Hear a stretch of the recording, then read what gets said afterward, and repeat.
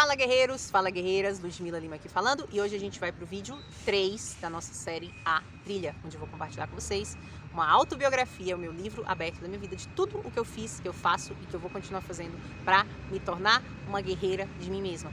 Hoje eu vou falar sobre a minha terceira expansão da consciência com as medicinas da floresta, a ayahuasca. Se você não sabe o que é ayahuasca, pesquisa depois do YouTube. A minha intenção aqui não é falar igual uma professora que entende, que sabe de tudo, dos termos, é feita disso, daquilo. Não, isso aí você vai achar no YouTube. A minha intenção aqui é te mostrar a minha experiência, abrir o livro da minha expansão, de como foi, o que eu aprendi lá, para que de repente você possa se inspirar de alguma maneira e decidir se esse é um caminho válido no seu processo de despertar da consciência ou não. Primeiro de tudo, essa expansão tinha o tema crístico, que era uma mistura de Krishna com Jesus Cristo. E, gente, até então, a minha relação com Jesus Cristo sempre foi assim.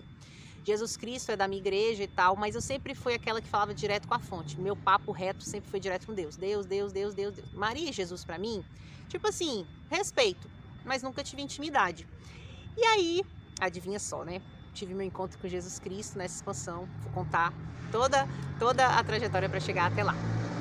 Sobre os outros rituais, o primeiro e o segundo, vou deixar aqui na descrição do vídeo. Se você não assiste, assiste para você poder entender. Essa expansão aconteceu no dia 19 de dezembro, foi minha terceira expansão. Eu fiz as expansões mais ou menos com um intervalo de 20 dias em cada uma. Essa foi a terceira. E nessa expansão, aconteceu o ritual, tudo certinho, fui lá, tomei o chá. Dessa vez eu decidi ficar do lado de fora, decidi ficar na grama, levei tipo uma cadeirinha de sol. Falei, não, dessa vez eu quero ficar perto da natureza, vou me aventurar aqui fora. Beleza, tomei. Não passou assim, gente, nem 20 minutos. Aí me veio uma voz assim, começou o diálogo interno, né? Você já tá se preparando para quando você perder ela? Aí na hora veio assim meu coração, perder a Maia, né, minha filha? Aí eu, como assim? É, porque você vai enterrar ela antes de você já tá pronta pra... Você já parou pra pensar? Não, foi assim mesmo, você tá pronta pra quando você perder ela? Cara, e naquela hora foi uma facada tão grande no meu coração. Eu falei, puta que pariu, agora eu vim aqui pra saber que minha filha vai morrer. Aí eu ficava perguntando, né, tá, mas a minha filha vai morrer logo e tal, e tipo, não respondia. Eu falava assim, olha, não vá pensar nisso agora. Então eu já vi que a peia já tava começando ali de começo, sabe, assim, dessa vez não chegou amorosamente, já chegou esculachando. E não que, tipo, não me confirmava se isso acontecesse, se não ia acontecer. Eu fui ficando meio ansiosa e tal, aí pra mim já parece que eu fiquei assim desnorteada, né? E aí eu ficava fazendo Ho'oponopono, eu aceito, eu te amo, agradeço, eu aceito, eu te amo, agradeço. Tipo assim, já procurando não me desesperar caso essa informação fosse verdade. E aí eu subestimei a força, porque deu mais ou menos uma hora, eu senti que o efeito tinha passado, sabe? Eu falei assim, nossa, eu acho que passou. Meu susto foi tão grande com essa informação que passou. Aí eu falei, vou tomar a segunda dose, porque depois de 1h30 eles tocam o sininho, caso você queira tomar a segunda dose. Na hora que eu fui tomar a segunda dose, aí veio com tudo a força, pá! Não consegui nem levantar da cadeira. E, gente, veio tão forte, comecei a vomitar. Gente, mas eu vomitei.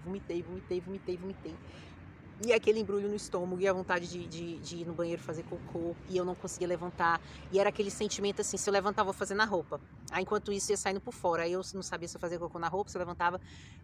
Uma sensação assim de humilhação, sabe, perante si mesmo. Só que tudo isso eu já entendendo que era parte daquele processo daquele dia, né? Eu tinha que aprender alguma coisa com isso. E aí ia sentindo essa vontade. Aí quando eu vi uma das pessoas que trabalhavam, né, no suporte, assim, da equipe, eu, por favor, me leva no banheiro que eu vou fazer cocô na roupa. Aí a pessoa me pegou, me levou. Gente, na hora que eu cheguei no banheiro, que eu fiz cocô, caracas, que alívio. Eu chorava de alívio. Tipo assim, meu Deus, que humilhação ia ser eu fazer cocô na roupa, meu Deus do céu. Mas tudo aquilo ali já querendo trabalhar o nosso ego, o nosso se achar, o nosso... não posso passar por isso, sabe? E eu ia sentindo que a noite ia ser longa, né? E de fato foi.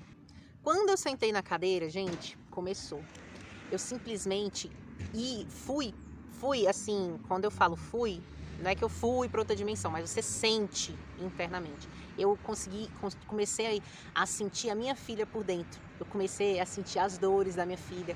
Eu começaram a passar a limpo a minha história como mãe, sabe? E apesar de ter um amor muito grande pela minha filha, foi me mostrando que muitas das vezes até eles usaram esse termo, eu coisifiquei minha filha. O que é coisifiquei? Eu transformei numa coisa, tipo assim, uma coisa. Boto minha filha no celular, boto minha filha na televisão, boto minha filha no tablet. Ou quando a minha filha queria brincar, tipo, eu não posso agora, mamãe tá trabalhando, mamãe tá estudando, mamãe tá fazendo isso. Eu sempre ia deixando ela para um segundo plano. Por mais que eu fosse uma mãe carinhosa, eu sou uma mãe muito amorosa, só que o que eles mostraram para mim? Ser mãe é construir memórias. Ser mãe é você lembrar das coisas. E eu lembro muito, tipo, quando eu lembro do meu pai, cara, eu tenho memórias com meu pai de momentos assim, de parquinho, meu pai me dando CD de presente da Marisa Monte, sabe? Momentos assim que marcaram a minha vida. E eu percebi ali que eu não estava construindo memórias com a minha vida, com a minha filha. Eu estava terceirizando a minha filha pro videogame também, né? Não, videogame não. Eu estava terceirizando minha filha pro celular, pro tablet, pro vídeo. Eu conseguia sentir a dor dela, no sentido assim de chegar em mim, mamãe, vamos brincar. Agora eu não posso. Mamãe, vamos fazer isso, agora eu não posso. Porque, gente, quando a gente é mãe de um filho só, infelizmente, quem tem que ir pra guerra é a gente, né? Guerra no sentido de viver, de brincar e tudo mais. E a gente tem nossas obrigações, a gente tem a nossa vida. Querendo ou não, não vou ser hipócrita, né? Brincar não é a coisa mais legal do mundo. Eu, pelo menos hoje, não acho ainda isso. Só que a brincadeira não é a questão de passar tempo que foi sendo me ensinado, sabe? A brincadeira é participar, a brincadeira é estar junto, a brincadeira é ir passando os valores, sabe? De forma lúdica, o que é importante, o que é real, o que faz sentido. Só que aí nessa hora, gente, foi um sentimento de culpa tão grande que eu te juro, eu nunca senti um sentimento desse na minha vida, de culpa. Eu acho que eu nunca senti culpa, porque no dia lá eu senti tanta culpa que eu falei, não, acho que eu nunca na vida senti culpa não, porque culpa é isso aqui. E era uma culpa que rasgava a alma, sabe? Então, na verdade, eu nunca vou ter certeza se aquilo que eles falaram no início da expansão, se estava pronto para enterrar minha filha, era uma brincadeirinha. Eu acho que era uma brincadeirinha. Sinceramente, eu acho que era uma brincadeirinha de tipo assim, você não tá valorizando, você não tá fazendo certo, e aí, se você perdesse hoje? Eu acho que eles quiseram já trazer uma bomba para eu, sabe, tipo, para eu ver que realmente aquilo era uma coisa importante, sabe? Eu senti isso, né, que aquilo ali foi meio que uma pegadinha para eu acordar para esse sentido. E isso que acontecia, gente, era a repetição de um ciclo. Olha que louco. Na hora eu ia percebendo que assim, a minha mãe não construiu memórias comigo. A minha mãe, de certo modo, também me terceirizou. Não de propósito, porque, gente, minha mãe foi criada na roça, com quase 20 irmãos. Então, assim, que carinho minha mãe recebeu, que atenção. Eu tenho muita compaixão, sabe, pela minha mãe, porque, cara, minha mãe, provavelmente, ela sofreu muito, né? Para morar na roça, praiva de cipó, muita bronca, muita, sabe, as pessoas do interior não têm inteligência emocional, nem a gente agora está tendo, né, imagina antigamente, agora que a gente está despertando. Então, a minha mãe, vamos dizer assim, provavelmente a minha mãe me terceirizou também, minha mãe me deixava com os outros, minha mãe às vezes não me dava amor, me dava o amor do jeito dela, né, não me dava carinho, atenção, não brincava comigo. Então, eu sempre, a vida inteira, uma das minhas maiores compulsões, que eu ainda não gravei um vídeo aqui gravando, que eu vou gravar, era o doce. Eu sempre tive compulsão por doce. Eu sempre tive compulsão por leite condensado, desde a minha infância, gente. Pegava latinha de leite condensado, colocava Nescau e tomava latinha de leite condensado. Quando eu era criança, tipo, parece que isso era normal, mas eu carreguei esse vício até praticamente no ano passado. Então, eu sempre tive isso de sentir alguma coisa que não estava bem em mim, eu ia e extravasava. Muitas das vezes na minha vida eu extravasei em outros vícios, né? Que eu ainda vou gravar um vídeo sobre isso também. Já tive vício em tudo ser especial. Tive uma fase que eu usei drogas, tive uma fase que eu bebia demais, tive uma fase que eu gostava de ver pornografia, tive uma fase que era os doces, tive uma fase que era compra, tipo, eu comprava compulsivamente, e tudo isso ia me mostrando algo sobre mim. Então, eu sempre quis entender por que eu tinha esse comportamento, sabe? E às vezes você pode estar até chocada de falar, nossa, ela tá falando tudo isso, só que pra mim faz sentido eu ser real aqui, porque você nunca vai saber, talvez, o quanto sua vida tá mal resolvida, se você não começar a tomar consciência de que essas pequenas coisinhas que a gente esconde da gente mesmo e finge que a gente é perfeito, a gente passa a imagem que a gente é de boa, que a gente é iluminado, que a gente é do bem, e muitas das vezes a gente tá cagado por dentro, entendeu? E chegou um dia que eu falei assim, cara, eu não vou mais ser essa pessoa cagada, eu vou resolver tudo que eu tenho dentro de mim, nem que eu passe a minha vida inteira tendo que cavar esse inferno que existe dentro de mim, mas eu vou. Então, essa questão do vício dos doces era muito... Eu comecei a ter essa noção. Inclusive, eu só fui ter a clareza do porquê dos meus vícios nessa expansão. Aguenta aí pra você entender. O que acontecia com o padrão? Minha mãe não recebeu, provavelmente minha avó não recebeu amor, carinho e atenção. Minha mãe não recebeu amor, carinho e atenção. Eu não recebi amor, carinho e atenção. E eu também não dava amor, carinho e atenção na medida que ela precisava. Eu dava sim, mas eu não dava a atenção no sentido de brincar, no sentido de participar, no sentido de construir memórias. Tipo, eu não tenho memórias com a minha mãe. Gente, eu não lembro de um momento com a minha mãe. Mas eu não falo isso culpando a minha mãe. Minha mãe teve as razões dela, mas eu não lembro. Eu lembro de muitas memórias com meu pai. Com a minha mãe eu não lembro de nada. Então, se eu não lembro de nada, provavelmente eu não tive memórias com ela. E aí eu comecei a perceber na hora que eu tava repetindo esse ciclo com minha filha. E a Maia também tem compulsão por doce. Desde quando ela nasceu, ela tem compulsão por doce. Mas hoje eu sei que a compulsão dela veio de mim, desde o ventre, né? Porque a gente traz memórias uterinas. A criança, desde o útero, ela já sente as dores da mãe, ela já sente as reações da mãe. Então, ela veio com esse vício, né? Também por doce, com essa compulsão. E eu, desde o começo, desde pequenininha, ela pequenininha, eu já comecei a pensar, cara, eu vou ter que olhar para isso. Eu já comecei a entender, a minha vida está muito ligada a isso. Essa compulsão diz algo a meu respeito. Eu não posso fingir e fazer vista grossa. Então, a Maia, ela veio muito para mim depois de toda essa minha tomada de consciência, de ver que os meus vícios escondiam algum problema a meu respeito. Então, quando eu tava lá, gente, quando eu tava lá, a força é tão carinhosa, tão amorosa, e nessa hora eu senti que quem tomou a frente foi Jesus Cristo. Aí eu conheci o cara. Aí, agora eu entendi por que é assim, o Jesus Cristo vendido na igreja não tem nada a ver com Jesus Cristo, cara, nada. Jesus Cristo é real e é tão difícil de seguir Jesus porque ele é muito sábio. Ele ensina amorosamente, cara, ele ia me ensinando tudo, me mostrando, olha, sua mãe fez assim, você estava fazendo também. Posso te falar uma coisa, minha filha? Crie memórias com a sua filha. Ser mãe é criar memórias. É no futuro ela lembrar de você, sei lá, soltando bolinha de sabão, ela lembrar de você com a brincadeira com a boneca, ela lembrar de você esperando na porta da escola com um sorvete. E aí foi me mostrando isso, sabe? Que eu tinha que me preocupar em construir memórias com a minha filha. E aí nessa hora ia me mostrando toda a minha vida, todas as vezes que eu buscava os vícios, ia me mostrando. O último vício que eu tive, porque meus vícios eram de época, cada época eu tinha um vício, mas o doce era como se fosse o vício matriz, né? Tinha os vícios filiais e tinha um vício matriz. Eu sempre voltava para esse. No último ano, o meu vício voltou a ser biscoito recheado, porque biscoito recheado também remete à minha infância. Principalmente aqueles biscoitos de chocolice. Às vezes eu até postava nos meus stories, tipo, tô de TPM, aí eu lá com o pacote de biscoito na mão e uma Coca-Cola. Mas na verdade, gente, eu praticamente comia biscoito todos os dias, tipo, de 2 em 2 dias. Me dava um estralo, eu ia no mercado. Aí comprava um pacote de biscoito, comprava Coca-Cola. E comprava um monte de doce, de chocolate, de barra, de tudo. E eu sempre comprava aquilo, eu olhava pro caixa passando assim, e eu falava, cara, isso não tá certo, isso não tá certo, isso não é certo ser assim. Só que os vícios sempre falam mais forte que a gente, né? E às vezes a gente não tem coragem de olhar para esses nossos problemas, sabe? Por isso que eu tô abrindo o jogo para vocês, porque todo mundo tem um vício, tá? Eu falo isso com a razão, porque eu fui uma estudante de mim mesma, eu sou um estudante da mente, eu sou um estudante da alma, eu respiro isso, eu penso nisso 24 horas por dia, eu tento 24 horas por dia vencer a mim mesma, não por vaidade, mas para eu mostrar para você que é possível sim a gente enfrentar esses nossos dragões, e todo mundo tem um vício, seja um vício de pornografia, de compra, de bebida, de droga, de doce, tá? De açúcar, sei lá, vício de pensamento obsessivo. Todo mundo tem um vício, tá? E todo vício esconde uma falta. No meu caso, era essa falta das memórias, do amor, do carinho, da atenção. E sem perceber, eu estava replicando isso para minha filha. Por isso que é importante a gente trabalhar esse autoconhecimento, essa autocura. Mais do que o autoconhecimento, é a autocura. Porque quando eu rompo com esse padrão, eu curei toda a minha ancestralidade, entende?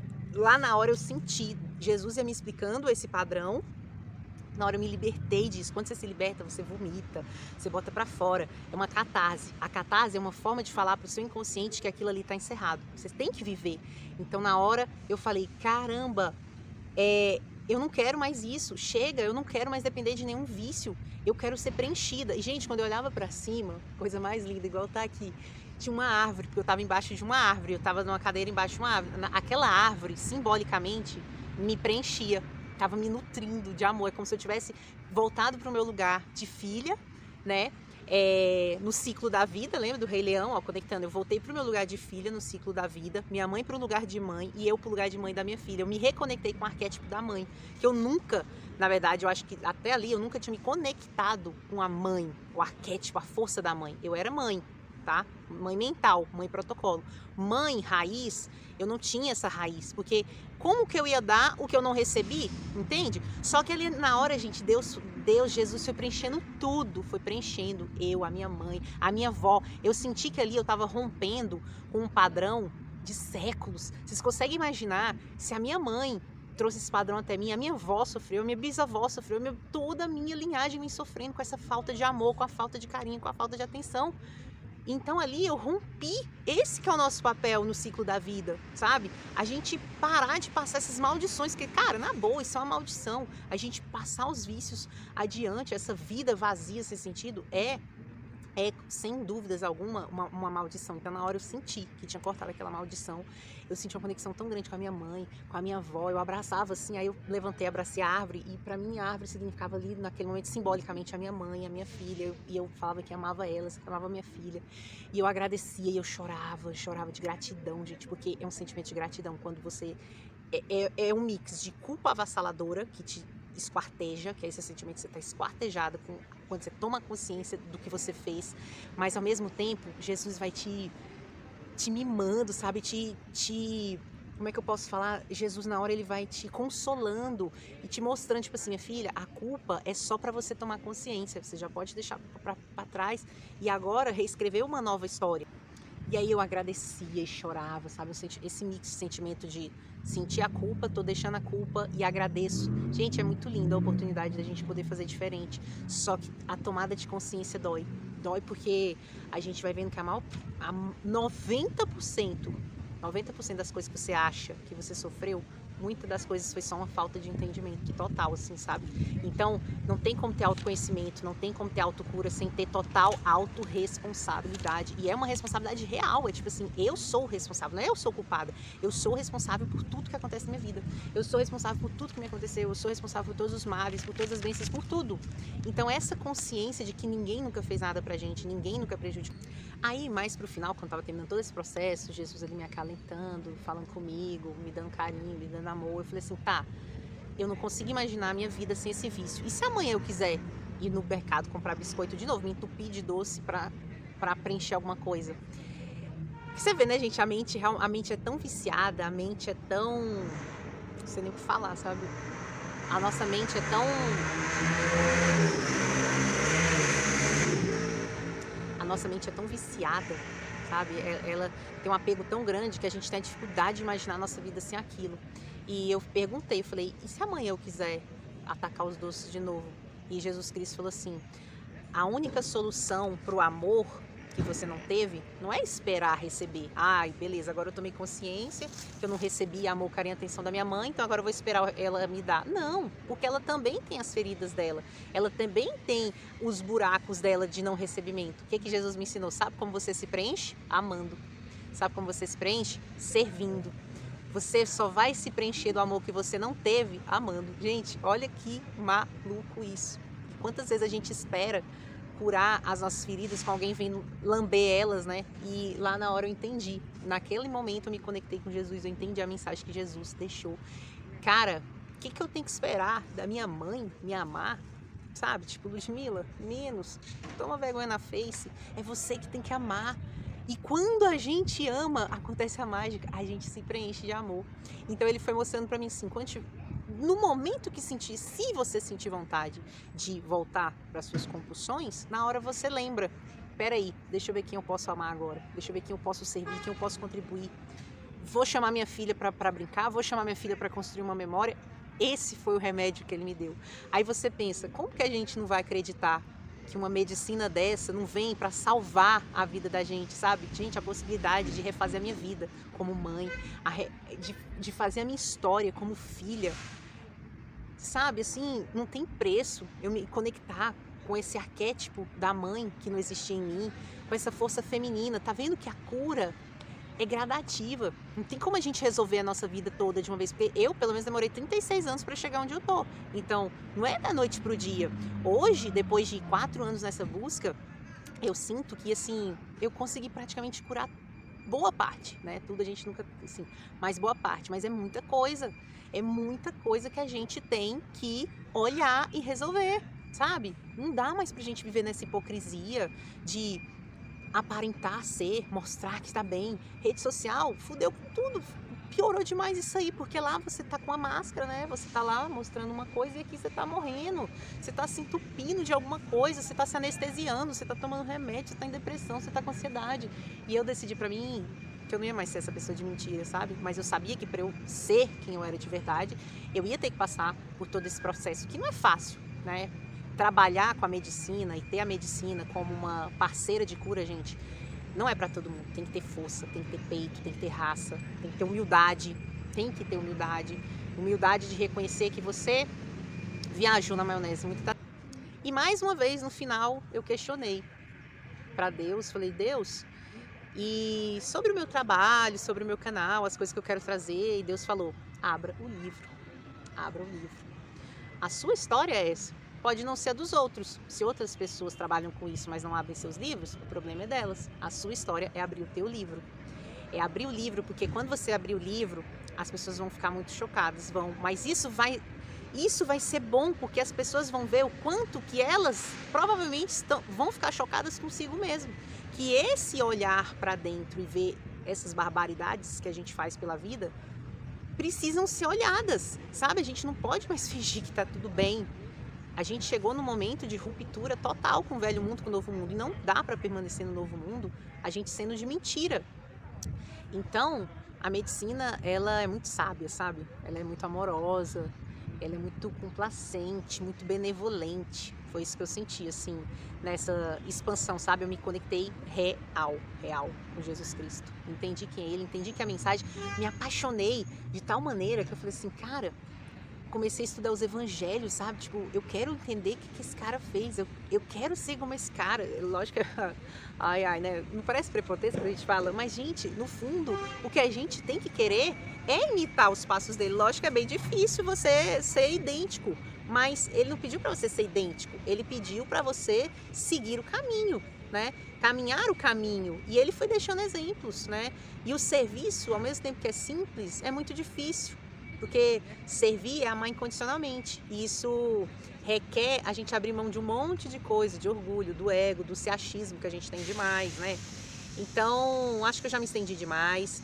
No próximo vídeo eu vou compartilhar com vocês a minha 4ª experiência com a medicina, que também foi maravilhosa. E detalhe, foi no ano novo. Então, eu vejo vocês no nosso próximo vídeo da série